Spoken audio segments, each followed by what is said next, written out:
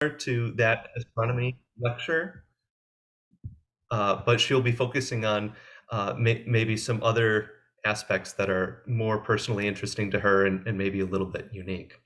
So without further ado, can we do a muted round of applause, muted but warm round of applause for Dr. Shannon Schmoll.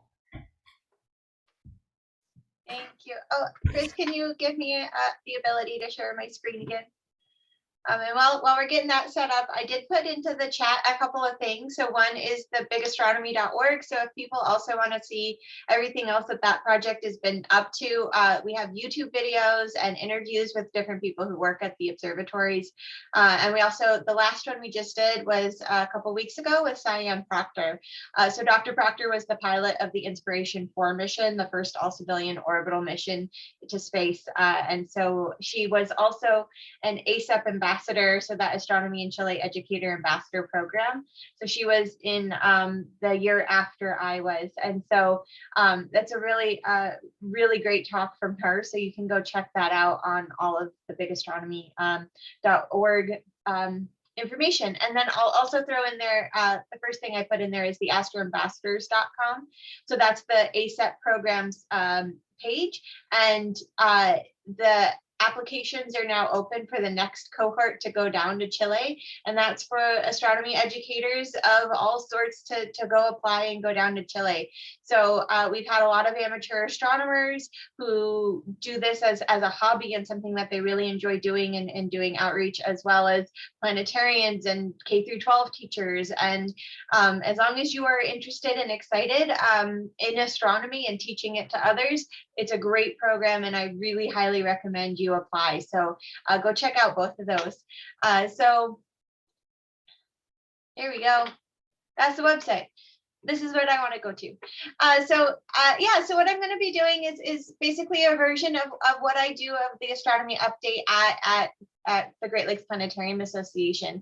And so I've tweaked it a little bit from then, just because there's been a few new things since I originally gave this in November.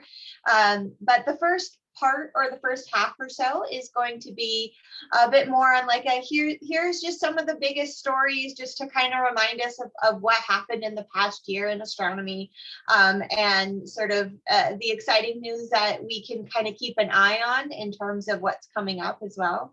And then I'll do a bit of a deeper dive into a few other stories. So over the years, this lecture has evolved, and when I took it over a few years ago, it was like, all right, pick a few really big ones and do a really deep dive. And so there's a lot of stories. So I pick a theme every year now that seems to help me figure out how I want to do that. So I'll go over what the theme is, and we'll do a bit of a deeper dive in about 5. All right, so I'm going to go ahead and start the slideshow. Oh, I'm hearing, okay.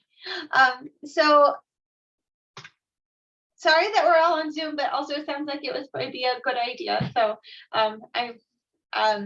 so yay for Zoom. But for a quick year in review here, it was a great year for Mars. Almost a year ago now, we had this really big year going to Mars. So to send spacecraft to Mars, because of the orbits, we catch up to Mars every 2 years and 2 months. So roughly every 2 years, we have a great window of opportunity to send spacecraft. And so you tend to see like this big push for a lot of spacecraft, or we see one happening every year. So if you go look at the planned missions, it is roughly every 2 years we send something. And if we miss that window, something gets pushed back by 2 years. And so this year, we had 3 major spacecraft head out to Mars. So there was the HOPE mission. So that is, I think this one's the HOPE mission. I always get confused because they all have solar panels. Excuse me. I promise that's not COVID. All right, so we have the HOPE mission, which was from the United Arab Emirates. And this was the very first Mars mission to Mars from the UAE. And this is an orbital mission that is primarily looking at a variety of things, and particularly the atmosphere of Mars. Then there was also the Tianwen-1 mission from China with the Zhurong rover that landed on Mars. And this was the heaviest spacecraft launched out to Mars. It was a couple tons, it was pretty large. So they sent this out as an orbiter, and then Zhurong was a rover that then landed on Mars a little while after it arrived. And then, of course, Perseverance, or Percy for short, has now arrived on Mars as well, and has been trekking along doing its thing. And it's a very similar rover design to the previous, most recent rover before that. But what makes Perseverance particularly great and novel is that it had the first aircraft. I always want to say spacecraft, but it's an aircraft that flew on Mars. And so that had several successful flights so far. And so that it was a really wonderful proof of concept. And it's also now taken a sample that it's been hermetically sealed and sort of deposited on the surface of Mars for a future mission to head out to the planet in order to pick it up and bring it back, so that we have a pristine sample of Mars. All Martian rocks that we have on Earth right now are Martian meteorites. So something knocked it off the planet and then fell through our atmosphere. So it's been altered due to that passing through our atmosphere, which we now have one on display at the Abrams Planetarium, and you can touch it if you want. So our meteorite exhibit just opened, and I'm very excited. And if you ever want to come visit us out in East Lansing, we'd love to have you there. And you can touch the moon, you can touch Mars, and you can touch Vesta. But this will be a pristine sample. Now, that mission isn't planned yet. It's sort of in the initial stages of, we know we want to send something there and we have to develop it. And they're working with different companies to actually develop the technology. So it's going to be a while before that gets back here, but it's ready on the surface of Mars to be picked up. So it's a great year for Mars. A lot of really wonderful science is going to be coming out of all of these different missions, in addition to the ones that are already there. A separate mission within our solar system, the Hayabusa Ii mission, was a sample return mission with an asteroid. So this went to the asteroid Ryugu, and Hayabusa it sent a sort of probe to kind of hit the asteroid, and it gathered up some of the material to then send back to Earth. And we also had a similar one from NASA, the Osiris-Rex mission. Osiris-Rex is on its way back. Hayabusa 2 deposited its sample back on Earth. And so it's this is the version of the capsule. This is a recreation of the capsule that came back from the Hayabusa 2 mission. So the spacecraft is still out there heading to another target, but the mission dropped its sample return back to Earth. So it fell back. So that was a really fun one. So it's really nice to have pristine samples again of solar system objects that haven't been changed by our atmosphere. This one's fun, and then this one might be of interest, particularly, I think, to amateur astronomers. But due to the pandemic, we last year, roughly a year ago, especially around the holidays, we had a telescope shortage. This was before we all kept talking about the supply chain issues. So I said it went by way of toilet paper in the early pandemic. That's what happened to our telescopes. So a lot of people got really into astronomy during the pandemic. And because it was a really easy, safe thing to do. And I think it's great. I think it's really lovely. And but we did end up seeing a bit of a shortage. I think it's rebounded at this point. But I know last year we kept getting calls at the planetarium saying, where can I get a telescope? Like, I mean, normally I send people to telescope.com. They're like, they don't have any. And I was like, oh no. So it was a bit of a problem, but things have bounced back. Now it's just like chicken nuggets and frozen vegetables that don't seem to be anywhere. So it keeps changing what we can't find. We have also, we had some losses in the past year. in terms of telescopes, the Arecibo Observatory did collapse. So it had been having some structural issues for a while. There were plans to try to fix it. There were several storms that snapped cables, but it was still holding on there until a cable finally snapped completely and the receiver fell down into the dish, and it fell apart there. And so this is a really important telescope. I know that a lot of astronomers were really, really sad to see this one, to see this happen. We were heartbroken. This has been a scope that's been going on and going strong for over 50 years and has played a really important role in terms of radio astronomy. It had a really unique design of being built directly into the depression of the land and observed what went overhead of it, which allowed it to be a really huge dish. And it was the largest single dish in the world up until very recently. And so this one was, I think, a really sad thing to see go. We also lost Michael Collins, who was one of the pilot of Apollo 11. So he stayed in orbit around the moon, waiting for Neil Armstrong and Buzz Aldrin to come back from the surface. And so he was called the loneliest astronaut in the world at one point because he was in orbit by himself around the moon.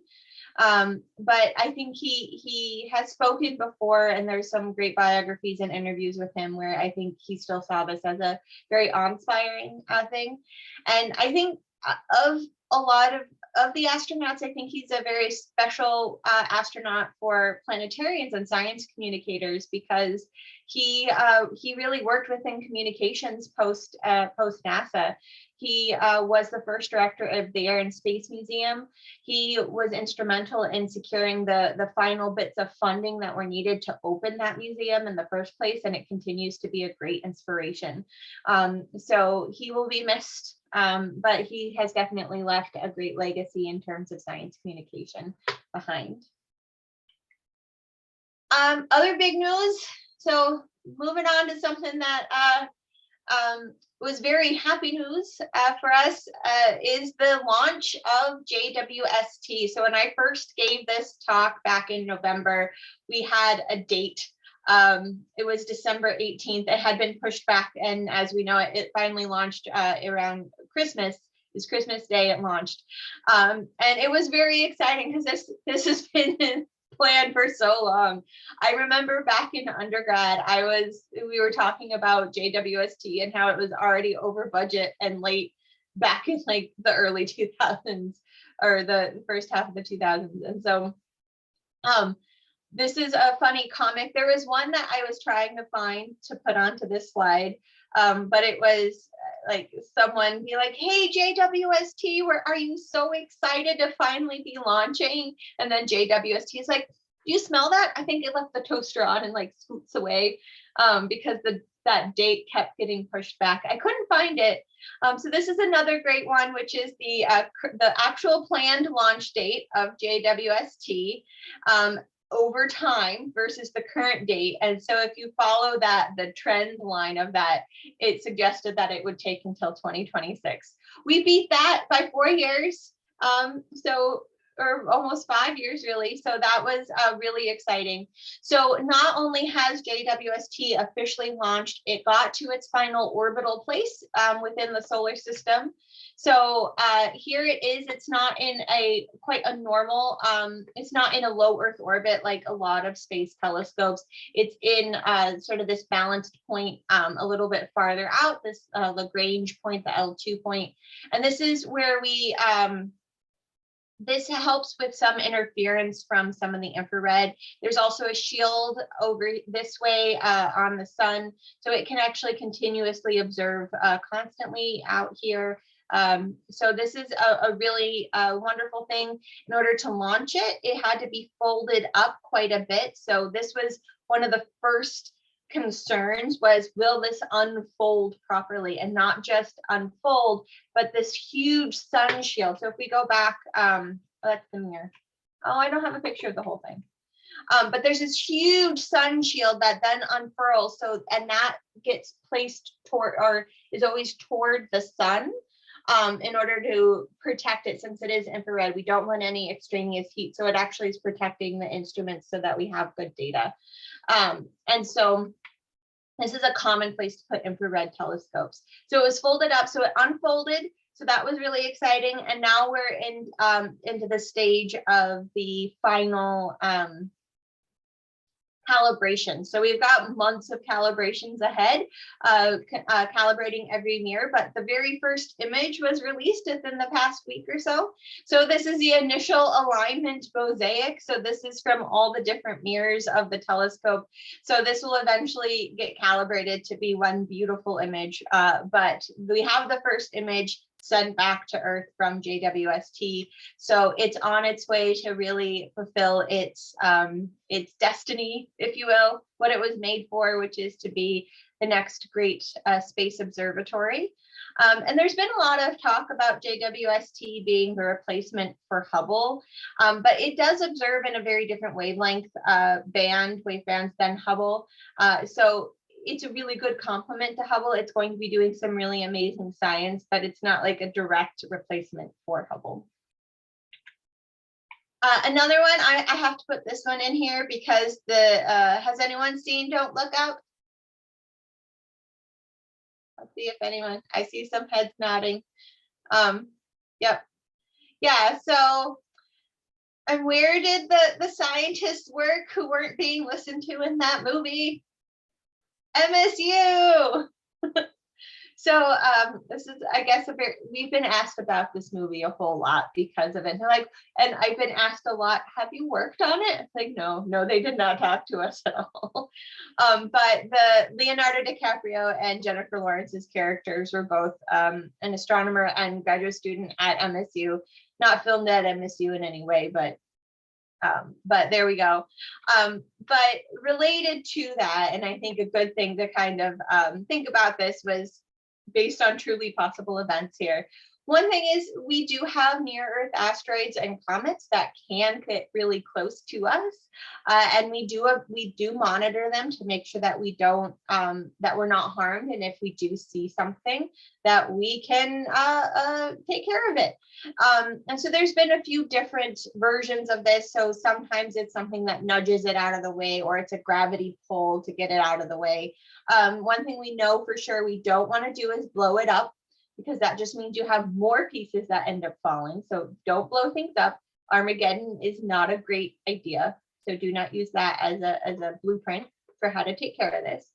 But sort of nudging things is definitely a good idea. So the DART mission has launched from NASA. It's on its way to this double asteroid system that's it's definitely nowhere near Earth. It's not going to harm us, but it's close enough that we can keep an eye on it and very clearly measure any changes to its orbital path.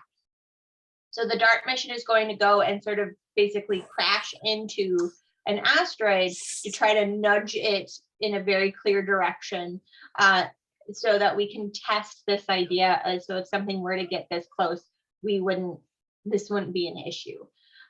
So there we go. We've got the DART mission, which is sort of a real life test of something that could happen, that happened, and Don't Look Up.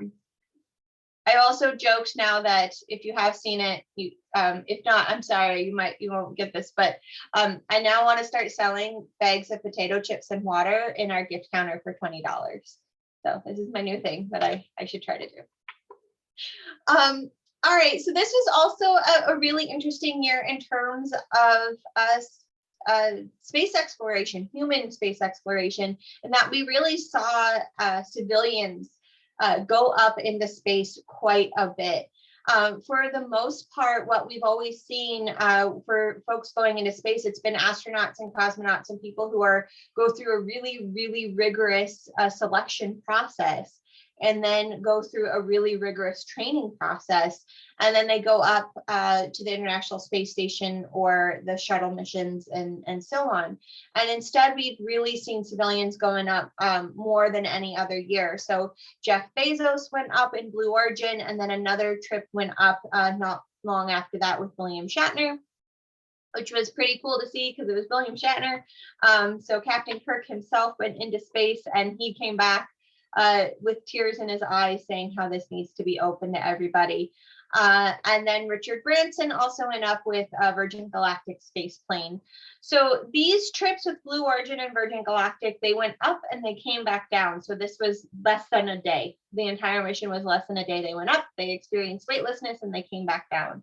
And this is opposed to the Inspiration 4 mission, which was a full 3 days in orbit and went farther out than even the International Space Station. So they really pushed the limits on where we've sent humans so far, aside from the moon. And this was an all-civilian crew, and that was funded by a billionaire as well, Jared Isaacman here. But these, the other three won their seats in a variety of different ways. So Haley Arsenault works at St. Jude's as a physician's assistant, and she was herself a survivor of childhood cancer. You have Chris Dombrowski, who was who's a data analyst, and then Cyan Proctor, who is she does everything. As I mentioned before, you can go listen to her career. She actually did apply to be an astronaut and was a finalist for NASA, and then just didn't make the very final cut. But she is an educator. She does her PhD is in science education. She's a poet and an artist and an entrepreneur and an analog astronaut. She does everything, and she's really cool. But they all got their seats. They kind of won them in different competitions, and so they all went up. And they didn't know Jared at all before they were selected for this. And they did scientific experiments, and they kept track of they tested new equipment for monitoring the health of astronauts that we haven't really used before. So their work and going up into space did contribute quite a bit to the next stages of human spaceflight. And I think what's interesting about all of these is that it really is showing us that our next steps for human spaceflight is going to be opening the doors in a much wider and for private industry in ways that we've never seen before. So regardless, I think of your feelings on a bunch of billionaires going up into space, I think that this is still a turning point when it comes to space exploration. All right. For those on the call who know me, and there's quite a few that on here that do know me, I really like food. I like to bake. I like to cook. So I always find the space food stories. So we're going to start with some space food. Space tacos. There was a taco night on the International Space Station, and the chilies that are in the tacos were grown on the International Space Station, and they got to eat them. And so we've been trying to grow food on the International Space Station for a long time. There's always some fun food story because we want to make sure that we can, when we do eventually send people on long trips, having freshly grown food is going to be great for health as well as mental health. So that is always something we want to strive for. And so every time you grow something, though, you have to send it back down to Earth for testing before they decide it's safe. So these were safe, and they got to eat chilies grown in space for their space tacos. So that's fun. Last year, the story was space cookies. They baked cookies on the International Space Station. So this year, it's space tacos. There's also a pizza party. And it's not the first pizza party, actually. There was like one many years ago. But there is a pizza party. They made their own pizzas up on the International Space Station, which is always fun. But there's also a story of space mice. So there were some mice born from mouse sperm that was stored on the International Space Station. So if anyone is familiar with Pizza Rat, Space Pizza Rat is coming next year. So this is my prediction. It probably won't actually, but it's my prediction. We're going to see Space Pizza Rat in space.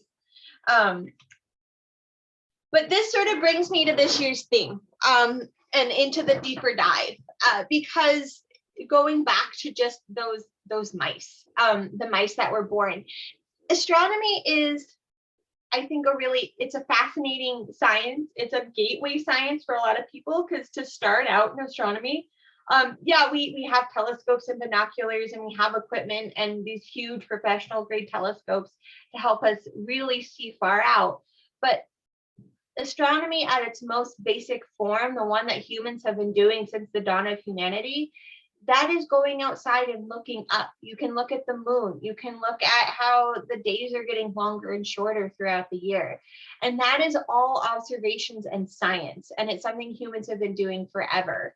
So astronomy is fascinating, but also part of why I love astronomy personally is that it intersects with so many different areas of study. So there is planetary geology, for instance. So we get to apply our understanding of the Earth and how it works as a planet and apply that to moons and planets in our solar system and beyond. We have astrochemistry and astrobiology, and biology is split both into cells as well as plants. Sort of more animal based as well as plant based. And so we have chemistry and biology, and how does life form and how does life survive out in space?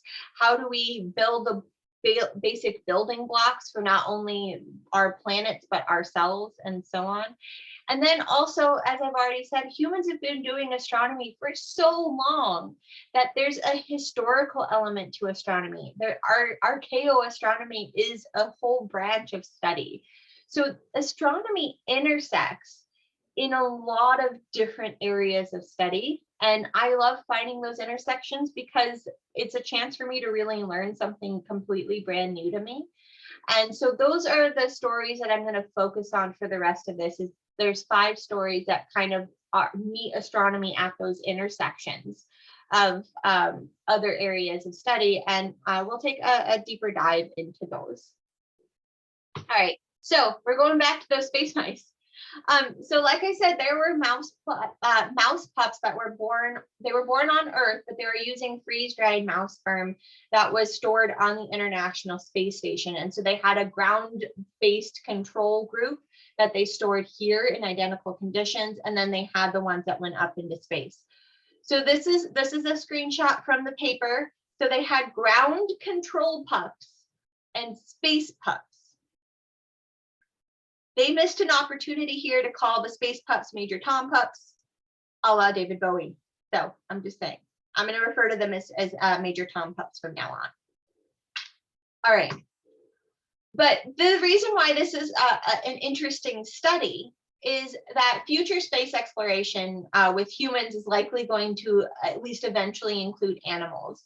It might be for food and protein, or it might be for companionship, but it is likely going to include animals in some way. And also radiation models that we do have on mammals in space are actually not based on space measurements necessarily, but often on the effects of the Hiroshima and Nagasaki bombs.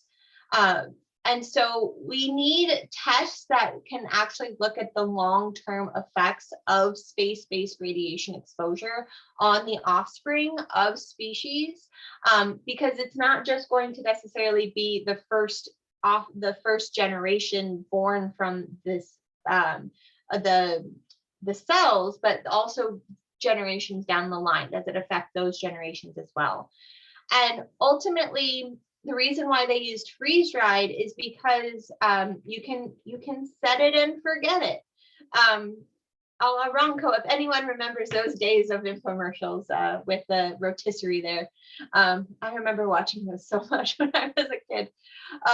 But the reason why this is preferred is because sending up fresh cells of any kind takes a lot of maintenance. Sending up animals takes a lot of maintenance. And so nothing's really been sent up for more than a few months at a time because of the work and the energy that it takes to maintain things.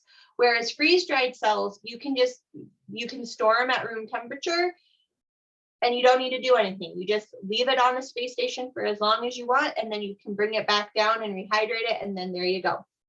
You've got yourself some cells to use.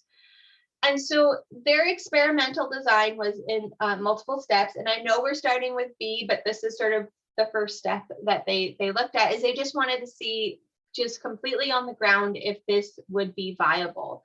So they took fresh mouse sperm and they took freeze-dried mouse sperm and they exposed it to different levels of radiation. And then they used that to do IVF with mice in order to see what the birth rate was. So with the fresh sperm, pretty much as soon as it was exposed to any level of radiation, the birth rate just plummeted. Whereas with the freeze-dried sperm, it went down, but less drastically with each level. So when you have a lot of radiation, it's not really viable, but even a little bit is okay. So they wanted to then test this with actual space-based radiation.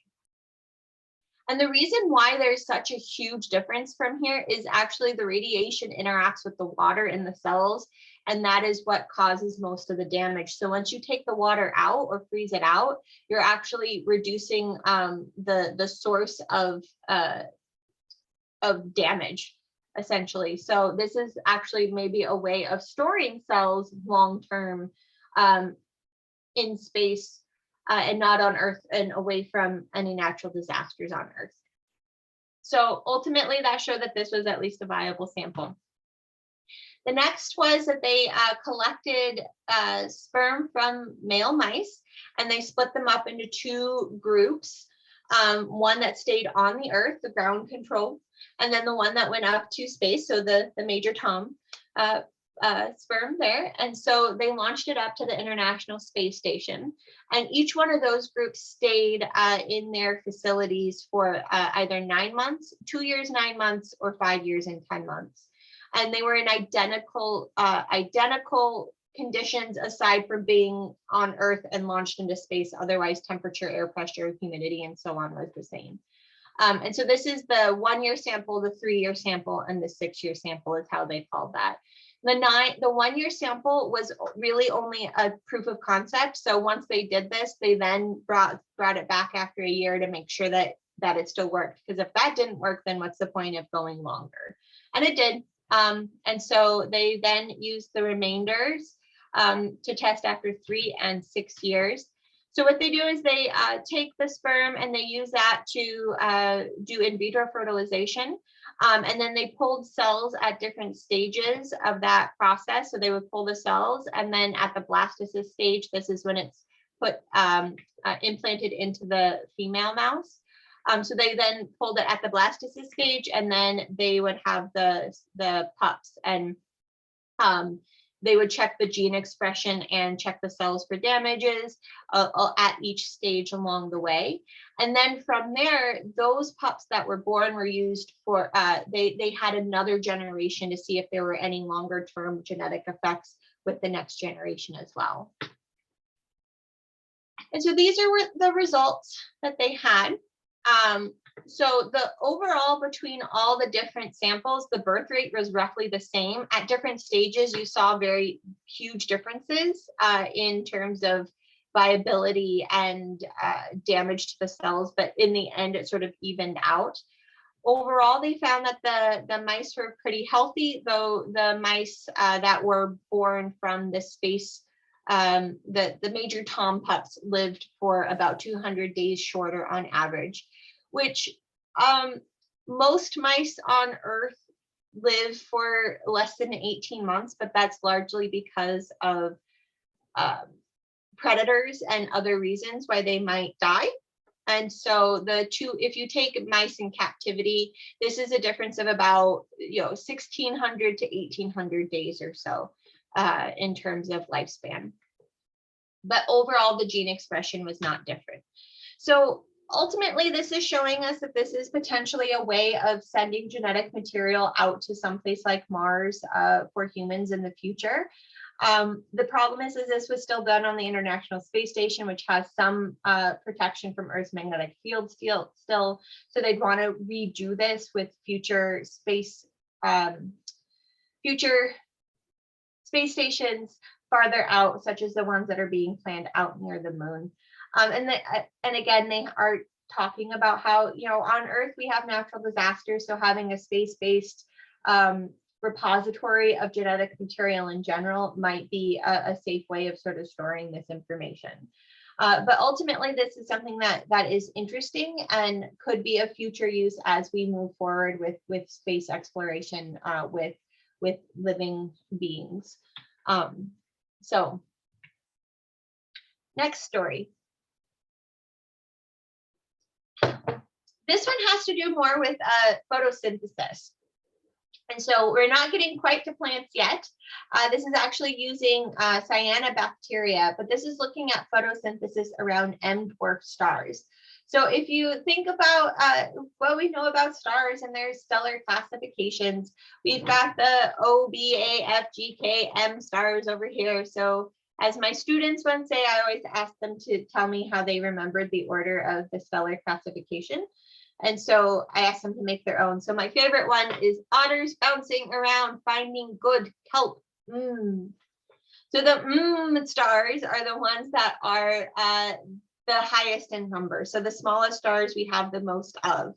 And so if we're going to start thinking about where we can find life around other stars, the most abundant stars might be one of the best places to look because there's so many of them. In addition to that, finding planets around these stars are generally a little bit easier, at least by the transit method. So as a planet moves in front of the star, it blocks a higher percentage of that star's disk. So the dip in brightness that we would see as the planet moves in front would be a more significant dip compared to a larger star, such as a sun-sized star. So if we're going to start looking to find potential Earth-like planets that could potentially have life, this might be one of the better places to start. The problem is, well, we'll get to that. So the next part of this is also photosynthesis and how do we try to measure that remotely. So if we look at plants on Earth with remote imaging with satellites around us, there is this very clear red edge in wavelengths of light. So our plants will absorb most wavelengths of light, so it looks pretty opaque until we get to the red end of the spectrum, and then very clearly they start reflecting again because they use that other light for photosynthesis. But there's been new species of cyanobacteria, which is bacteria that photosynthesizes, that can use these far infrared types of light to photosynthesize. So it really pushes that red edge over. And so if you think about then the spectra of M-dwarf stars, they tend to have more, they peak over in the infrared light. So this type of cyanobacteria would potentially be easier to find around these M-dwarf stars on these other planets. So if we're going to remote sense for them, we kind of want to get a sense of what, is it even possible for them to photosynthesize around M-dwarf stars? Now, this is all very theoretical, it's all ideas, but we're trying to get that hard data in order to know what we could potentially be looking for, because we can't fly out there. So this is an experimental setup where they had this chamber that you can see on the bottom left here, where they can pump in different atmospheres. This is a proof of concept, so they only used Earth atmospheres, but they want to try this down the road with other atmospheres. And then in there you have the cyanobacteria growing. And then you've got refrigeration cells to, and fans in order to control the temperature. And then on top of that, you have this starlight simulator. So these are all LED lights that they then change the brightness of the different types of lights in order to recreate a star spectrum. So they were pretty closely able to recreate the sun spectrum, and they got decently close with the M-dwarf star. And then there's a diffuser on there so that it's not just hits of LEDs, but it diffuses the light out. And they picked 4 different types of cyanobacteria to test this out with. There was a control that is a cyanobacteria that does not use far infrared light at all to photosynthesize. And then 3 extremophiles that can, and they can survive under a lot less light. In hot springs, and one that adapts to the changes of the environment pretty quickly. And so they wanted to test this out first using a solar spectrum, and and then they wanted to try it with just infrared light and then the M7 spectrum. And so these are the petri dishes from those bacteria, and the darker they are, the more they grew. And they tried this out for 72 hours and 240, but in 240 hours, it was too long. They just, it was too much. It just completely, what am I trying to say? It just went off the scales. So they couldn't really take a look at that. But the 72-hour ones, you can see very clear differences between the different bacteria. So here's that control versus everything else. The control did not grow at all under the infrared, which is what was expected. The other ones were able to grow at least a little bit. And so all the extremophiles within the error bars grew equally well, both under the solar and the M7 star. So it seems like if they can do well on Earth, they would probably do fine around the M7 star.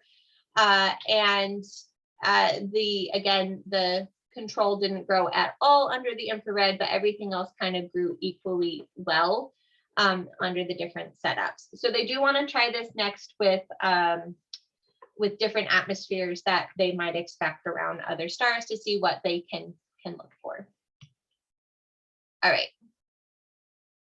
So moving on now to full-on plants, not just photosynthetic bacteria, but regular good old plants. So when it comes to future Mars missions, we definitely have to take plants. Like, there's no way around that for the reasons that we've already talked about. We want to be able to be self-sustainable with supply missions only going out every 2 years. If you want fresh, nutritious food, you got to be able to grow plants. This is something we've been working on for a long time. How do we grow them? There's a whole movie with Matt Damon about how he grows things on Mars. So this is definitely an important thing. And so if we're going to be looking at this, we need to start thinking about the radiation effects on Mars as well. So Earth, we have a lot of great protections with our magnetic field from radiation from the sun. Mars doesn't really have that. So there's a minimal amount of radiation protection, but not a lot. And then you also then throw in solar flares without any protection. You can get these blasts of energy that can really affect how plants grow. So they wanted to, this experiment wanted to try to look at how different grasses would survive in much higher doses and under Martian-like doses. And so no experiment so far has done this type of long-term Martian radiation exposure on plants, or tested out these sort of huge blasts from the solar flares that happen generally along the sunspot pattern here, the sunspot cycle. And so this particular experiment used rye and garden cress, largely because they can germinate really quickly, so they can kind of get things going really fast. And they have also tested out the growth of these in simulated Martian regolith before, using organic enrichment, so compost basically. So that's why they chose these particular ones. And this was their setup. And so they had some controls that were in both Martian and regolith, as well as regular potting soil. And they had some that had no radiation whatsoever. And then they had additional 72 in Martian regolith and 12 in potting soil that were exposed to regular amounts of radiation. So they described these things as plastic cups that they irradiated pretty heavily, and then they stuck into this hood that they then lined with lead to protect everything else in their lab. And so that's what these are here. So they irradiated these and then placed them in this hood to let it sort of then let the radiation out slowly. I don't know, I'm convinced that these are just Lego bricks, but they called them cups. So that's what they are. And so here they are within their setup here.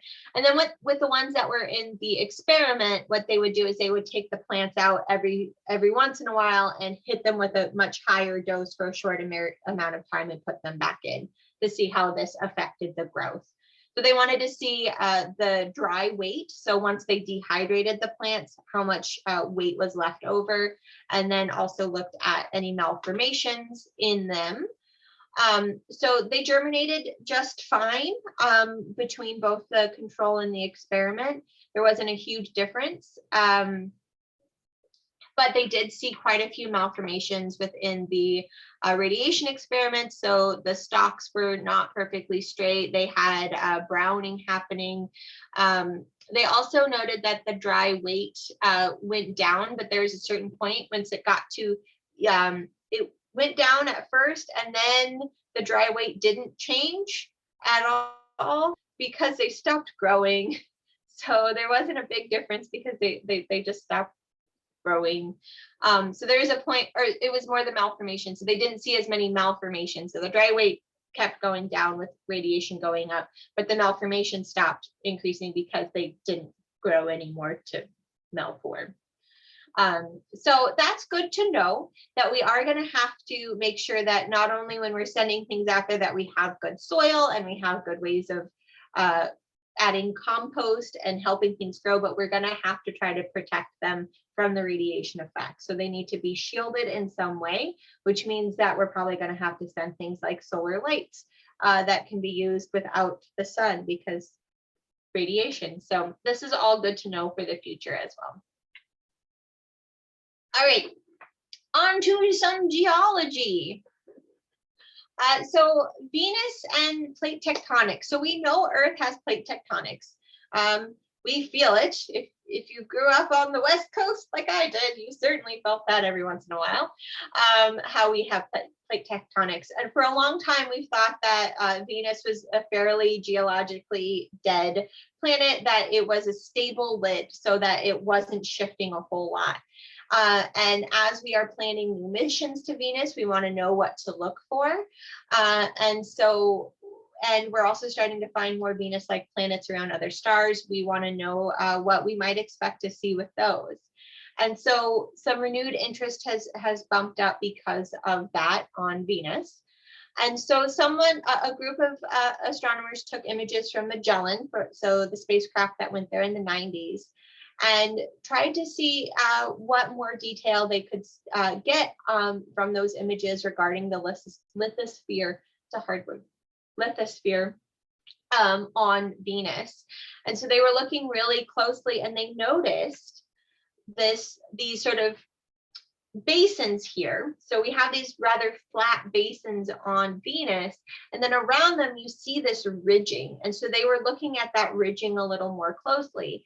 And if we have those ridges, it's suggesting that there's some bunching up happening. So it looks like the rock itself is sort of being pushed, but you see that happening all over. And if you kind of measure the direction, it looks like it's kind of moving back and forth.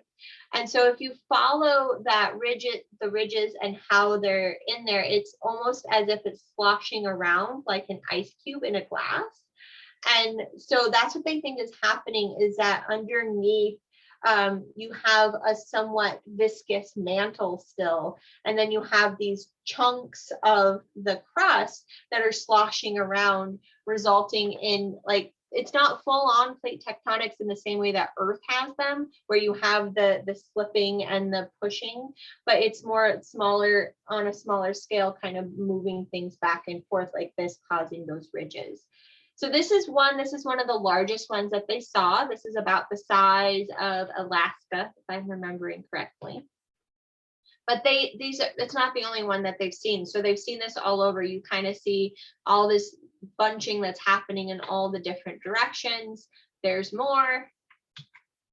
All in all, I think they found about 80 of these regions on Venus that are like this, where they see this. So it looks like there are these sort of sections within the crust that are jostling. So they think that it's still slowing down. So there's some level of activity happening and change happening to the surface of Venus, but it's not a fully stable lid, but that's the direction it's heading in. So it's something that'll be interesting to kind of keep an eye on what we really learn about the surface of Venus.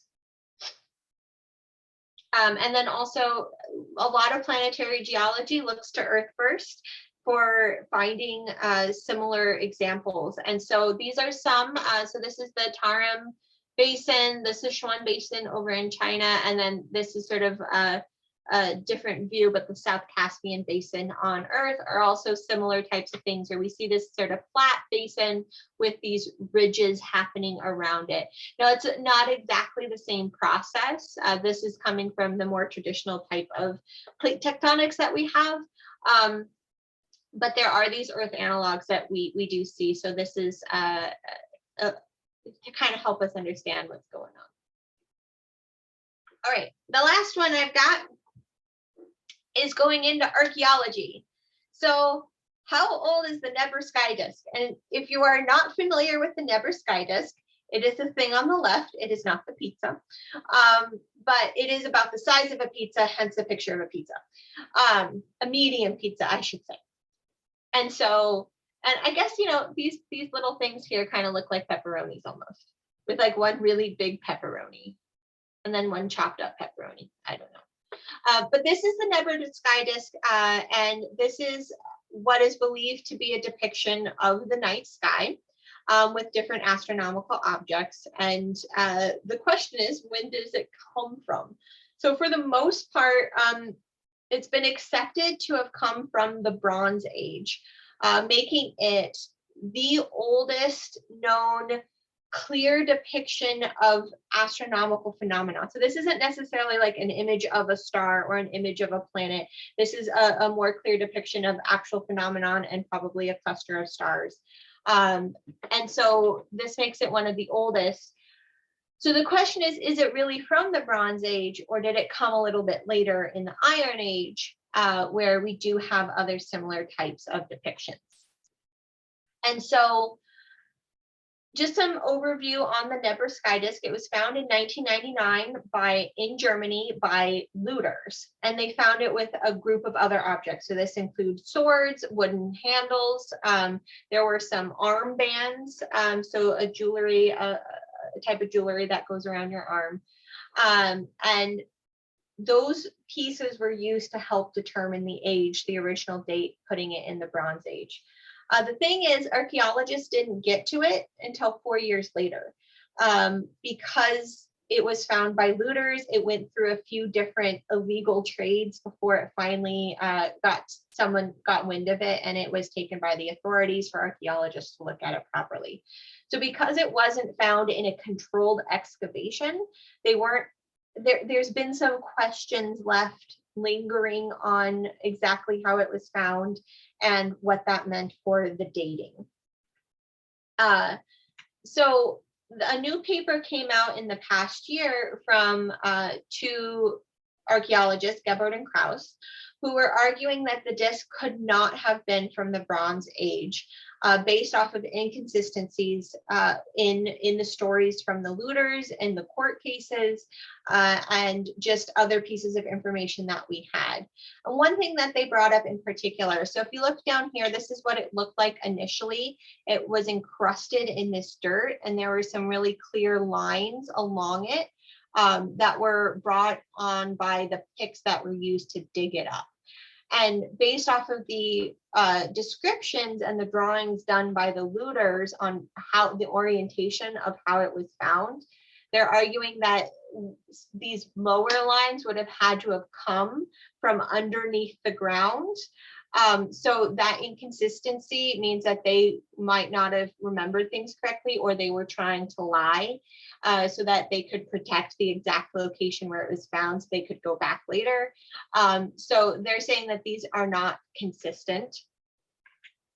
They also talked about how if you look at the site, the soil, you have sort of this much older soil, and then on top of that, you have new soil.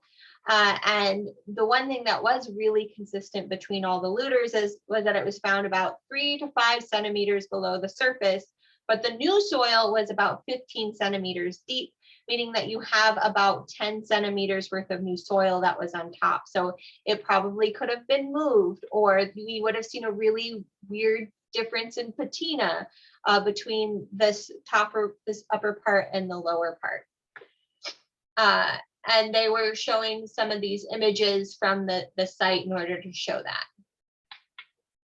They also looked at the soil samples on the different objects, and they were saying that this, between the soil samples and the tin and lead isotopes shown in the chisel that was found there and the Nebraska Disc compared to all the other elements that were found with it, those ones were sort of off the line that we would see from everything else that was found there. So it was likely placed there with these materials from a different time, so that they were all taken from different sites and then reburied together because they wouldn't have been from the same group of material.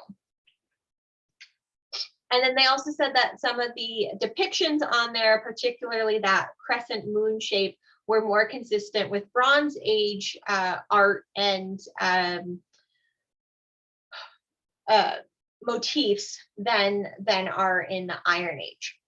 So this is something that they brought up. At this point, it had been over a decade where people had pretty much accepted that the Nebraska Disc was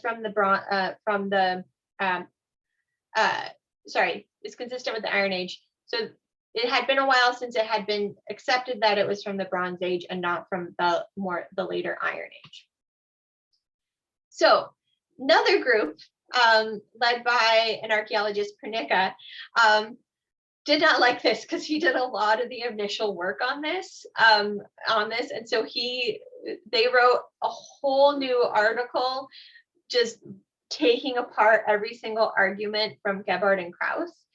And I bring this up, and this is an interesting story to me just because archaeology is interesting, and sort of like how we try to figure out the past is not too dissimilar to how we try to understand astronomy, in that we're trying to look at things from really far, long time ago, really far away. We don't have any direct view. We're trying to take these light signals to try to piece together the story of what's happening. We're doing something similar with history. We're trying to take these things that were buried. We have no direct connection to anybody who made them anymore.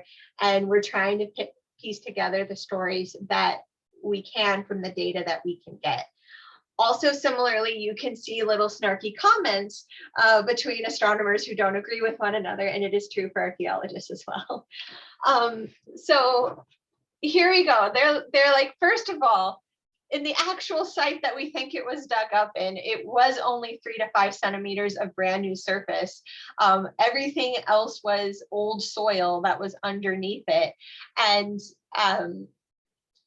there was a lot of erosion on this site as well. So it makes sense that it wouldn't have been a very thick layer above this material. And then on top of that, on this undisturbed soil down here that was never dug up in any way, there were a lot of gold and copper deposits consistent with a gold and copper object sitting there for thousands of years. And so they're like, so we're pretty sure that this was the spot that it was found in, and the surface of the soil is consistent with what we saw. And what you were talking about was actually a couple hundred meters away near a fire pit that is very different. So they're like, no, this is not true. And also to add credence to what was said by the looters, is that they both talked about a glass bottle of mineral water that was from a very distinct brand from West Germany on an East German site, which gives some sort of context for when it could have been thrown in there, but also there was a really distinct brand. And they both talked about it consistently before they knew the archaeologists had gone back and found it. So the archaeologists knew that they had found that before that. So there were some things to suggest that they were telling the truth. They also brought in drawings from the looters showing the orientation, and they talked about how it was vertical in the hole, but they weren't 100% sure on the exact orientation. So it didn't have to be sort of this tilt here. It was actually probably a little bit different. And then on top of that, if you look at the soil, the soil that adhered to this, there were clear brand new chips on top that were consistent with the direction of the ice picks on here. And they also talked about how some of these other ones would have dug it up a little bit and then hit it on there again and put those scratches in. So it wasn't like you had to come in from underneath to get it. You could just, dig it up a little bit and then come back and hit it again. And there was also a bit of a difference in the patina that they noticed, because the looters said that they dug it up partially and then came back a couple days later to finish. And you could see a bit of a difference consistent with that. They also looked at other ratios of metals, and they found that the Nebraska Disc does fit directly into a group of well-known Bronze Age objects from particular copper mines and other mines from that time that are known to come from the Bronze Age compared to the ones that are known to come from the Iron Age. And when you do that, you see that the Nebraska Disc falls squarely in the Bronze Age group. And like I was saying, there were snarky comments. They're like, it seems characteristic for the argumentation of Gebhardt and Krafft that these findings are not mentioned at all. And what is more irritating, and my favorite, it rankles that they did not consider some of these. So I think we could go back to the state of, we're pretty sure this is from the Bronze Age. And just to kind of like put the cherry on top, this was the final table on their in their paper, and they listed, here's everything that they brought up in that first paper, and here's all the publications that address it, and in red are all the ones that they did not talk about. So if you've seen Hamilton or the story of Hamilton and Burr, this is the song from the musical that talked about it. But they wrote back these letters to one another. And at one point, Alexander Hamilton does go like, here's a list of everything we've ever disagreed on in our careers. And it's reminded me of that. Just like, I disagree with you. Here's everything you didn't listen to. So I found that story somewhat interesting, and I had a lot of fun digging through these two different archaeological papers just to see that, like, no, we're still where we thought we were, but it's still interesting because it does keep it at this really important early clear depiction of the sky, because we're pretty sure that this is the Pleiades right here, for instance. So this is a very clear astronomical phenomenon depiction and one of the earliest human depictions of that. And so it's really interesting to have that concrete evidence of humans doing astronomy, just like we have the other calendars that are even older than this. But all right, I'm going to stop talking now for a minute and see if there are any questions.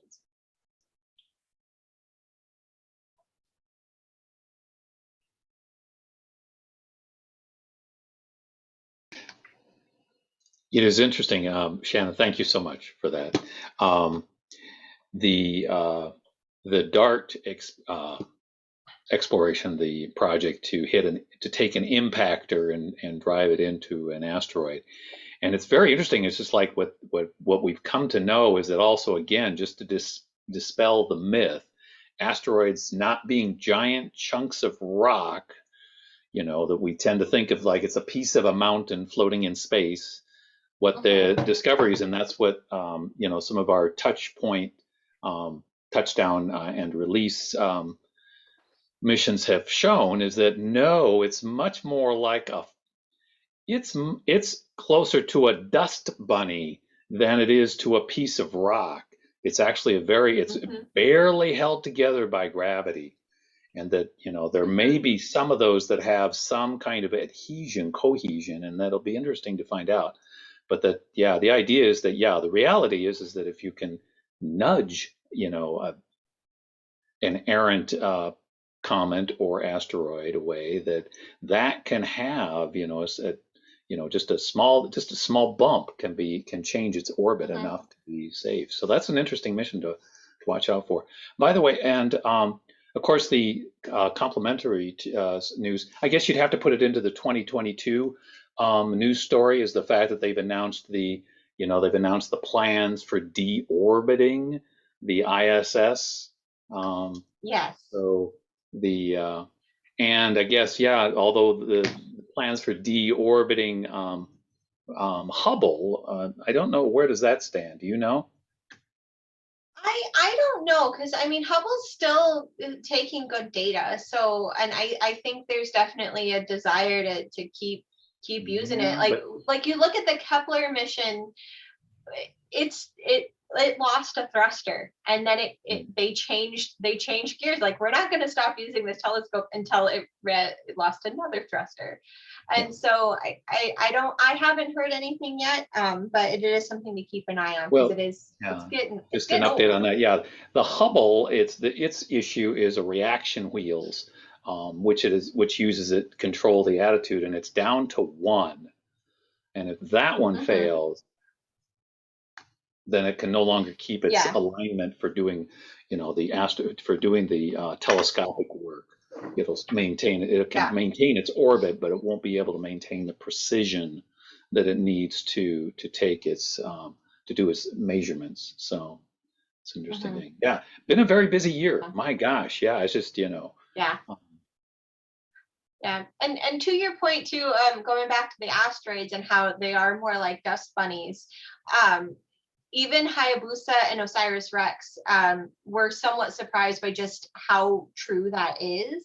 Because when they went to go there, they were like, where are we gonna get these samples from? And they ended up being way rockier and more dusty than we expected. So absolutely. Yeah, and it shows the difference between, because all I had was the photographic evidence. And looking at a photograph, one gets no idea of things like density.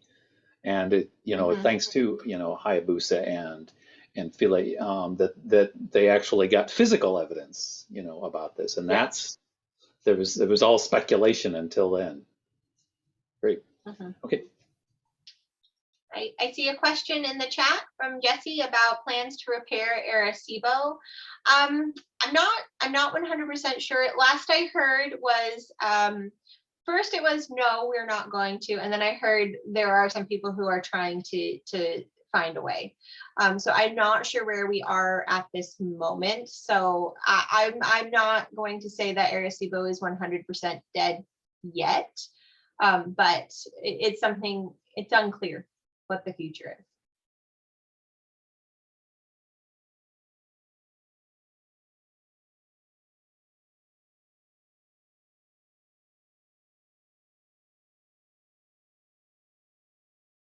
Are there any other questions?